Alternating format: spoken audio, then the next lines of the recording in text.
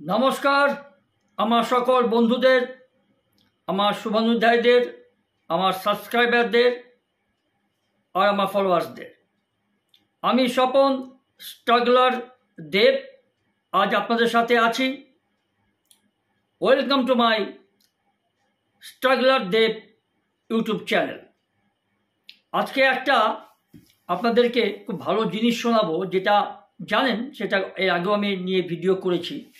একটা বিশেষ সম্প্রদায়ের গঠিত বিশ্ববিদ্যালয়, আবার সেটা যে সে বিশ্ববিদ্যালয় নয়, মেডিকেল রিসার্চ সেন্টার, যেখানে নানা রকম ট্রেনিং দেওয়া হয়, এমটেক বিটেক থেকে শুরু করে মেডিকেল সায়েন্স, ডাক্তারি শুরু করা থেকে শুরু করে নানা রকম ইঞ্জিনিয়ারিং ওখানে পাশ করে।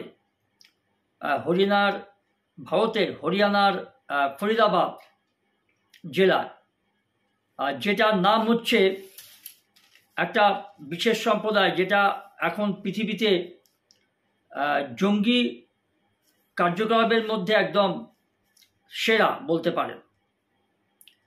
আর সেটা নামটা আপনারা এর আগেও জানেন, শুনেছেন, যে আল ফালাহ। এই আল ফালাহ নামে বিশাল বিল্ডিং, বিশাল কম্পাউন্ড, বিশাল কমপ্লেক্স, কিন্তু এটা ডাক্তার তৈরি করতো জানি না, কিন্তু জঙ্গি তৈরি করতো এটা মোটামুটি বোঝা যাচ্ছে বা বোঝা গেছে। দিল্লিতে যে 10ই নভেম্বর যে লালকেল্লার সামনে যে একটা বিরাট বিস্ফোরণ হয়, প্রাণঘাতী বিস্ফোরণ, এবং তাতে বেশ কিছু মানুষ মারা গেছে। তো এই জঙ্গিরা এরা প্রত্যেকেই কিন্তু ডাক্তার, এবং যে মানুষটা উত্তরপ্রদেশের একজন আছে, এরকম খবর পাওয়া গেছে, যে ক্লাস 9ও পড়েনি, সে এই আল ফালাহ হরিয়ানার ফরিদাবাদ থেকে সে বিটেক পাস করে গেছে। এরকম ধরনের আজগুবি অনেক খবর পাওয়া যাবে, আমি সেই ব্যাপারে আপনাদের সঙ্গে একটু শেয়ার করি। এবং এই বিদ্যালয়ের, এই বিশ্ববিদ্যালয়ের যে মালিক, তিনিও মুসলিম।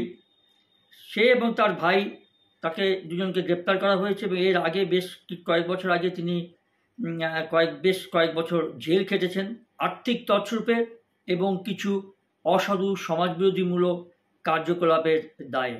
তবুও এই মেডিকেল কলেজটা ভারত সরকার ব্যান করেনি বা লাইসেন্স খারিজ করেনি, বাতিল করেনি, বা করেও যদি থাকে, তবু এই কলেজটা রমরমাভাবে জঙ্গি তৈরি করেছে, জঙ্গিদের আখড়া। এবং এখানে এসে ভিড়েছে এমবিবিএস পাশ করা সব ডাক্তাররা। ডক্টরস মডিউল, যেটা দিয়ে জঙ্গিরা কার্যকলাপ করতে তাদের সুবিধা হয়েছে প্রত্যেকটা। এবং এটা অবশ্যই জৈশ মোহাম্মদ, মাসুদ আজহারের মাসুদ আজহারের যে বোন, তার সে জঙ্গি সংগঠন যেটা আছে, মহিলা, ওর বোন, এরা চক্র নেটওয়ার্ক সুন্দরভাবে সাজিয়ে সব ডাক্তারদের, সে নারী বলুন পুরুষ বলুন, নারীদের এবং পুরুষদেরকে মগজ ধোলাই করে এই জঙ্গি সংগঠনে ভারতের বিরুদ্ধে একটা ষড়যন্ত্রের সুন্দর একটা নেটওয়ার্ক তারা তৈরি করেছে। বলতে পারেন যে আমি যদি জীবনে একটা প্রতিষ্ঠিত হই, দেশের কাজে বন্দুক ধরতে হবে, সেটা তো আলাদা কথা। দেশের জন্য মানুষ শহীদ হলে গর্বিত বোধ করবে তার পরিবার, এবং সেও গর্বিত হবে তার মৃত্যুর পরে। কিন্তু কোনো দেশে গিয়ে বোম তৈরি করতে হবে, বা নিজের জীবন দিয়ে আমি একটা নিরীহ মানুষদেরকে খুন করে দেবো, মেরে দেবো একটা বিশিষ্ট জায়গায়,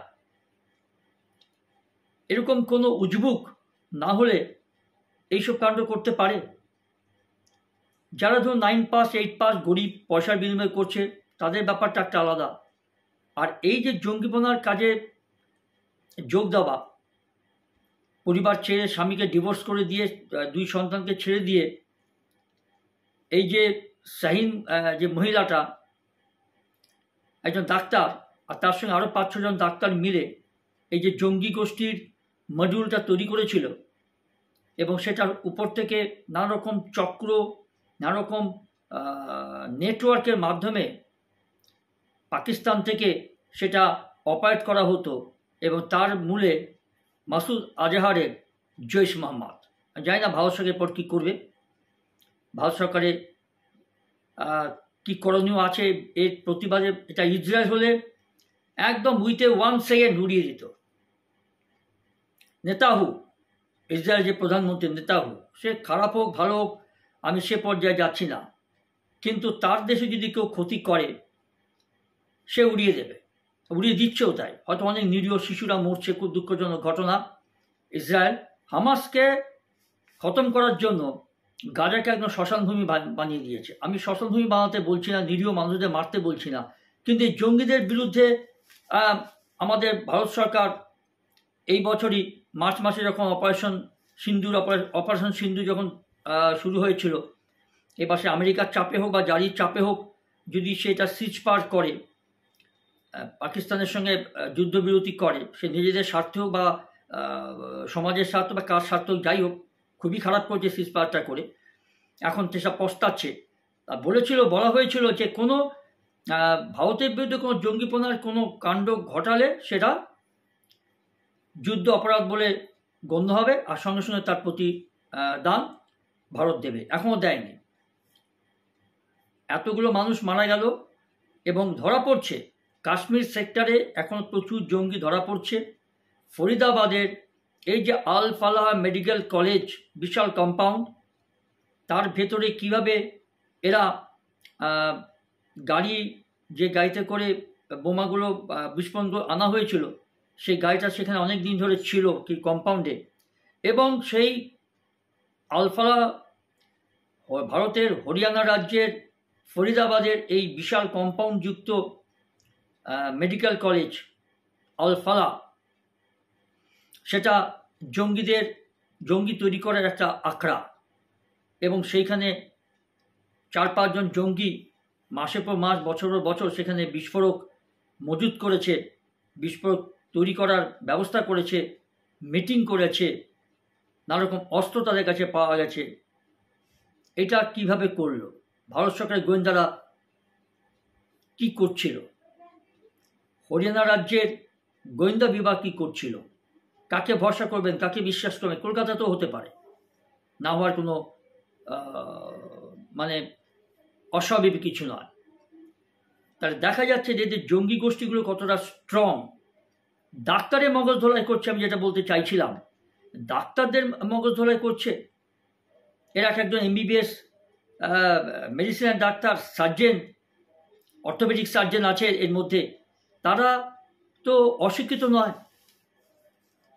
তাদের তো অর্থের অভাব নেই, তাদের প্রতিষ্ঠিত, যথেষ্ট ভালো রোজগার আছে তাদের। তারা কেন এই জিনিসটা করল? একজন ডাক্তার আত্মঘাতী হামলার জীবনটাও দিল, তার বাড়িটা গুড়িয়ে দেওয়া হয়েছে কাশ্মীরে অবশ্য, উমর উল নবী খুব সম্ভব তার নাম। আর বাকি যে ডাক্তারগুলো আছে তার সব জেল হাজতে। পরিবারের বদনাম, সমাজের বদনাম, তার সম্প্রদায়ের বদনাম। এবং এই যে শাহিন মহিলাটা, এ হচ্ছে নাটের গুরু, এবং তার স্বামী বলেছে আমাকে, ও আমার কাছ থেকে ডিভোর্স দিয়ে দিয়েছে আমাকে, আমি ওর সঙ্গে থাকি, আমার ছেলে মেয়েগুলো আমার সঙ্গেই আছে, আর তিনিও একজন ডাক্তার। তাহলে চিন্তা করুন এদের মধ্যে কি করে মগজ ধোলাই করে এই রকম ধরনের ডাক্তারদের, একটা সুপ্রতিষ্ঠিত পেশা সমাজে, তাদেরকে এরকম জঘন্য একটা ধ্বংসাত্মক কাজে তাদেরকে মডিউল করেছে, তাদেরকে ব্রেন ওয়াশ করেছে, তাদেরকে কনভিন্সড করেছে। How is it possible for them? Jaish Mohammed এক দশকে জানেন 400 কোটির উপরে আয় হয়েছে এই Al Falah university medical college of Faridabad, Haryana, state of Haryana. এবং এই বিদ্যালয়টার সম্বন্ধে আমি যতটুকু জেনেছি আমি আপনাদের সঙ্গে শেয়ার করি। দেশ ছেড়ে কোনো উপসাগরীয় দেশে পালানোর একটা পরিকল্পনা করেছিলেন ফরিদাবাদের আল ফালাহ ইউনিভার্সিটির মালিক জাভেদ আহমেদ সিদ্দিকী। ইনি হচ্ছেন নাটের গুরু। এত পয়সা তিনি পেলেন কি করে এই ইউনিভার্সিটি করার জন্য? কোনো তদন্ত হলো না, কোনো চেক হলো না, কোনো এনকোয়ারি হলো না। মাসের পর মাস, দিনের পর দিন, বছর পর বছর সেটাকে জঙ্গি আখড়া বানিয়ে নিল। 32টা গাড়ি কেনা হয়েছিল এবং একসঙ্গে ভারতের বিভিন্ন শহরে বোম ব্লাস্ট করা প্ল্যান করা হয়েছিল। এই 10ই নভেম্বর খুব সম্ভব, তাই তো না, 10ই সেপ্টেম্বর হবে 2025 সাল, দিল্লিতে যে ইয়েটা হলো। হোয়াটএভার, 10ই নভেম্বর বা 10ই সেপ্টেম্বর, আমি গুলিয়ে ফেলেছি। যাই হোক, এই যে 10ই নভেম্বরই হোক, যাই হোক, হোয়াটএভার, যে লালকেল্লার সামনে যে বিস্ফোরণটা হলো, সেই ধরনের বিস্ফোরণ করতে তারা 32টা গাড়ি কিনেছিলেন। কয়েক কোটি টাকা তারা জোগাড় করেছিল। সেই এই টাকাগুলো তাদের কাছে এসেছিল জৈশ মোহাম্মদ যে ফান্ড, সেই ফান্ডের ডিপার্টমেন্ট থেকে এসেছিল ফ্রম পাকিস্তান, নেপাল, বাংলাদেশ ঘুরে। হোয়াটএভার, যাই হোক, এবার আমি সে কথাই বলছি যে এটা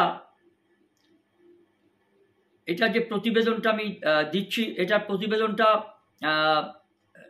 20শে নভেম্বর বৃহস্পতিবার 2025 সালে আমি লাইভটা করছি আপনাদের সঙ্গে। এবং এই যে আল ফালাহ মেডিকেল ইউনিভার্সিটির মালিক যে জাভেদ আহমেদ সিদ্দিকী, তাকে এনফোর্সমেন্ট ডিপার্টমেন্ট ইডি 13 দিনের হেফাজতে নেওয়ার পরে এমন সম্ভাবনা উঠে আসছে 400 কোটি টাকার বেশি জালিয়াতি করে তোলা হয়েছিল বলে প্রাথমিকভাবে অনুমান ইডির। এর আগেও ইনি 3 বছর জেল কেটেছেন, আবার ছাড়াও পেয়ে গেছেন, কোনো শাস্তি হলো না। আমাদের দেশের বিচার ব্যবস্থা উপর ভরসা রাখতে হবে। গতানুগতিক কথা সবাই যেমন বলে, আমিও তাই বললাম। যাই হোক, আর এদিকে আল ফালাহ ইউনিভার্সিটির অন্তত 10 জন পড়ুয়া এবং শিক্ষকের খোঁজে তল্লাশি জোরদার করেছেন ভারতীয় গোয়েন্দারা। এদের মধ্যে অন্তত 3 জন কাশ্মীরের বাসিন্দা। আর এই 10 জনের ফোন যেমন বন্ধ, তেমনি বাড়ির ঠিকানাতেও তাদের পাওয়া যায়নি।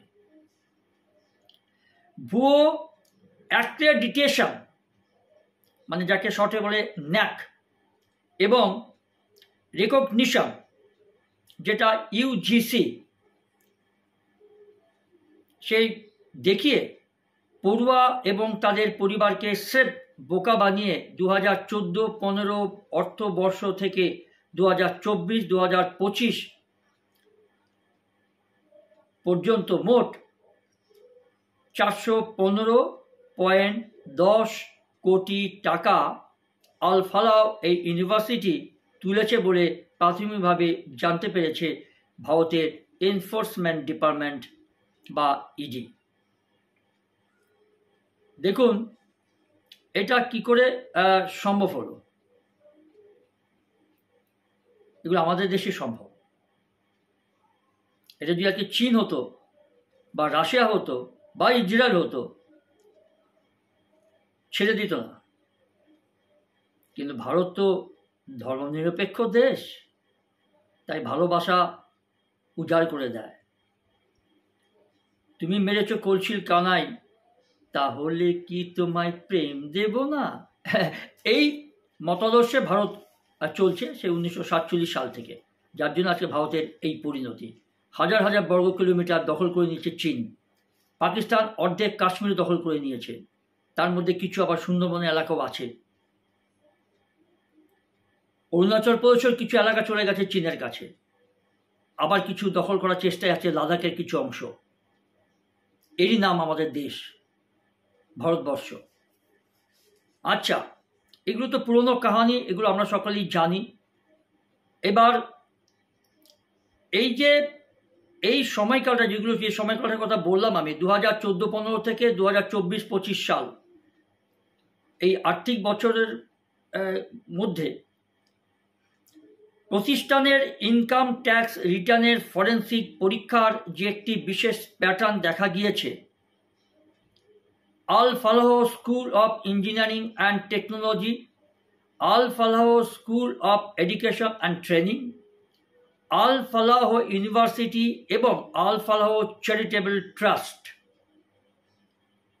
এই সবকটি অপারেট করা হয়েছে একটি মাত্র প্যান নাম্বার ব্যবহার করে।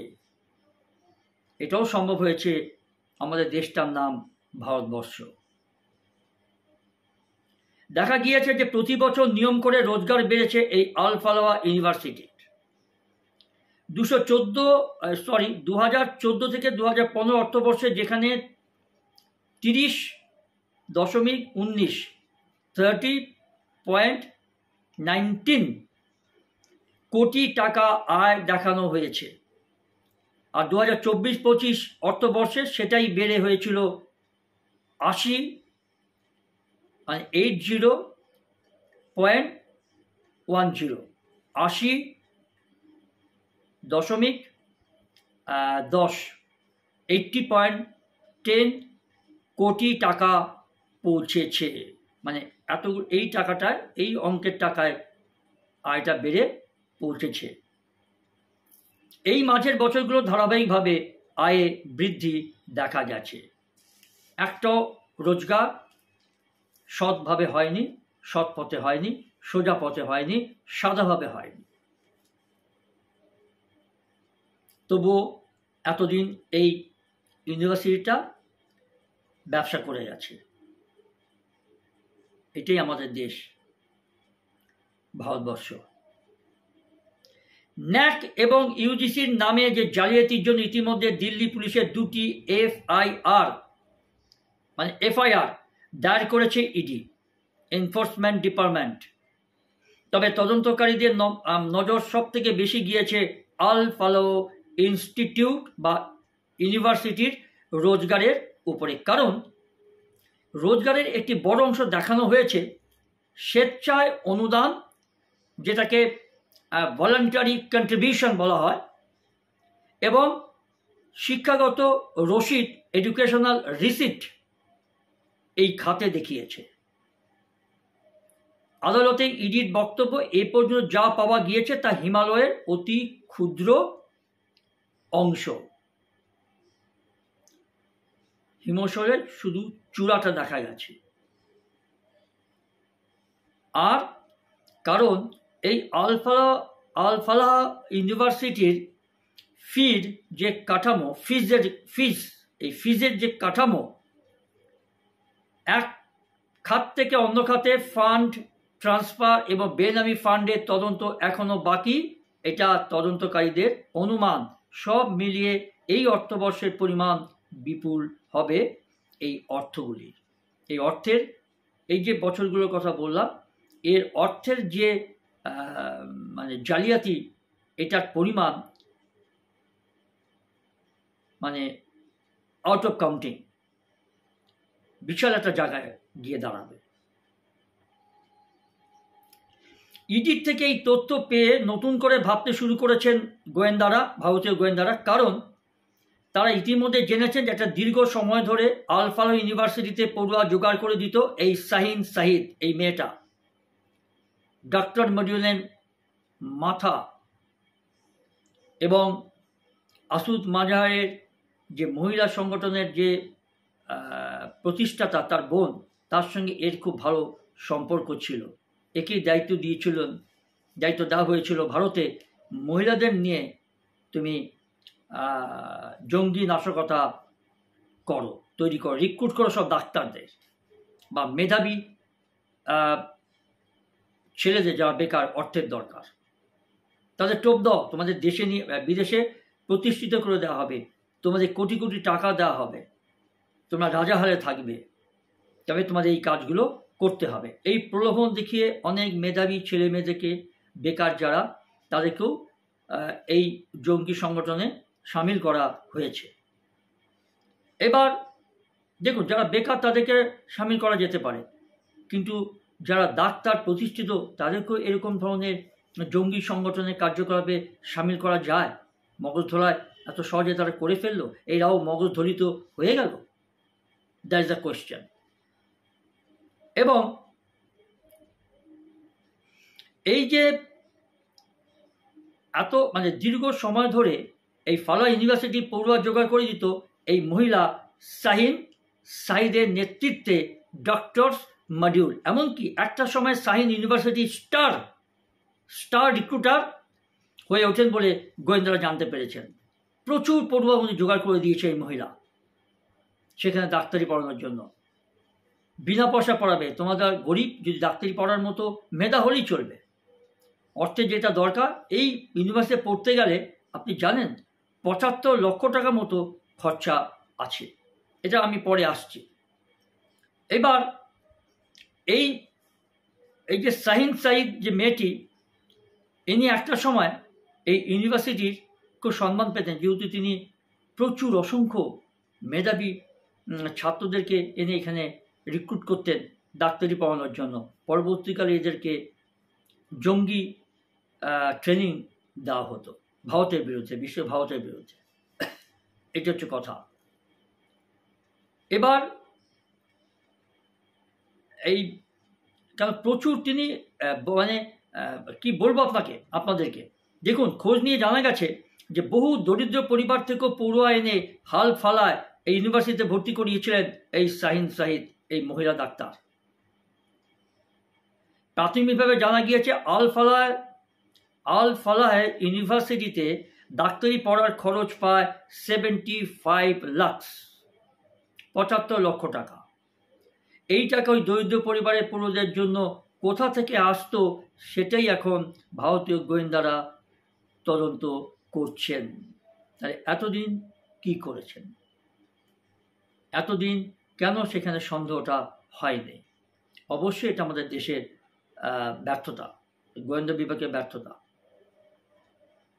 যাই হোক, সময় বলবে এর পরবর্তীকালে কি হবে না হবে, ভারত কি তার অ্যাকশন নেবে সেটা সময় বলবে। আল ফালার ক্যাম্পাসের সন্ত্রাসের যে আতুরঘর তৈরি করা হয়েছিল তাকে পুষ্ট করতে কি ঘুরপথে এই অর্থের সাপ্লাই আসতো? নিশ্চয়ই আসতো, ডেফিনেটলি। এবং সেটা ব্যবস্থা করত পাকিস্তানের জঙ্গি সংগঠন, পাকিস্তানের মদতপুষ্ট জঙ্গি সংগঠন জৈশ মোহাম্মদের প্রতিষ্ঠাতা মাসুদ আজহারের সংগঠনের কাছ থেকে।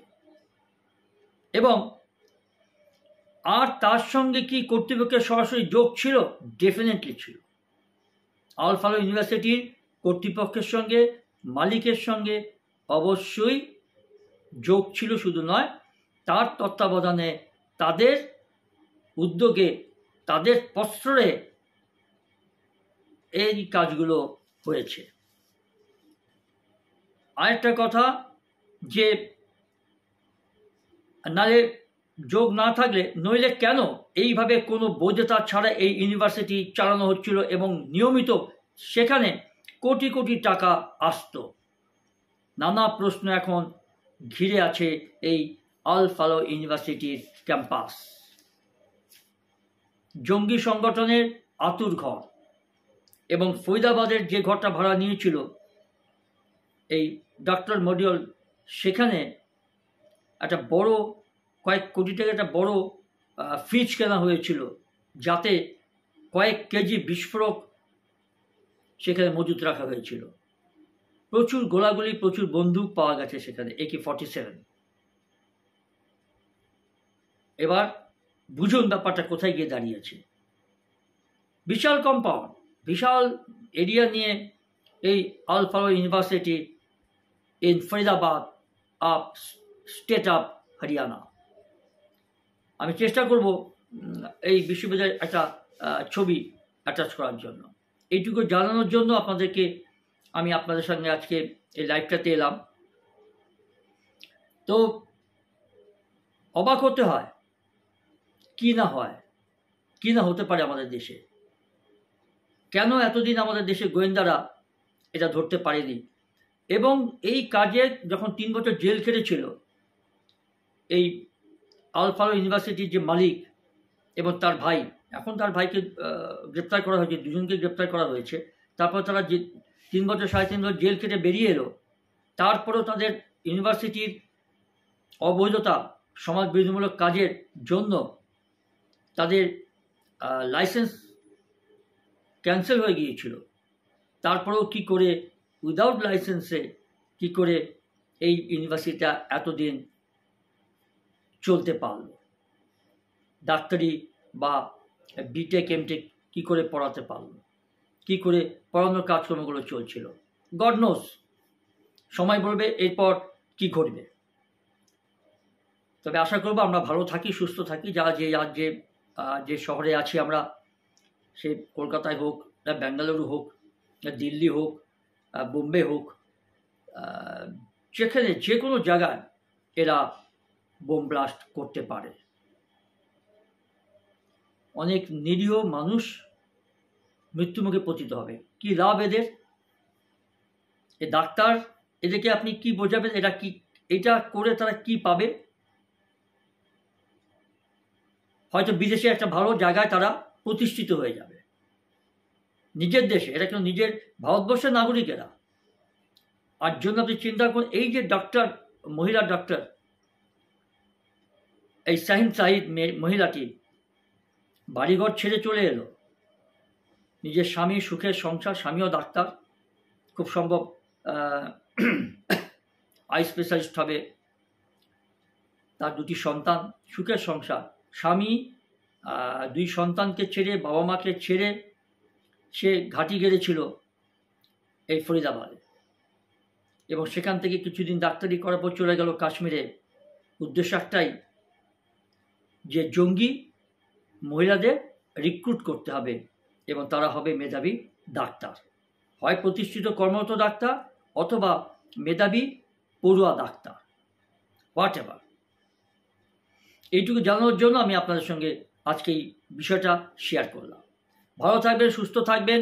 স্ট্রাগলার দেব, একটু অনুরোধ থাকলো, একটু লাইক, শেয়ার, সাবস্ক্রাইবটা করে দেবেন, যেন নোটিফিকেশানগুলো, এই ধরনের ভালো খবরগুলো জানার জন্য। আজ এই পর্যন্ত, আবার দেখা হবে অন্য কোনো বিষয়ের ভিডিওতে।